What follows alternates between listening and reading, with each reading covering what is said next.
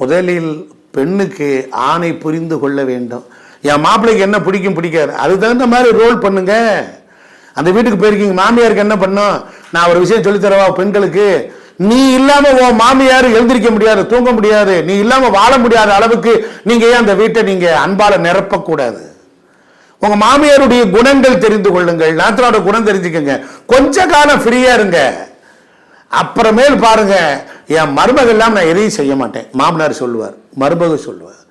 சகிப்புத்தன்மையும் பொறுமையும் இது ரெண்டும் கல்யாணம் ஆன காலத்தில் கொஞ்சம் இருங்க, போய் ஒரு பார்வையாளராக மாத்திரம் இருங்க, உங்களுக்கு எந்த துன்பம் வராது. உங்க மாப்பிள்ளைக்கு அந்யோன்யமா இருந்துக்குங்க, புரியுதுங்களா?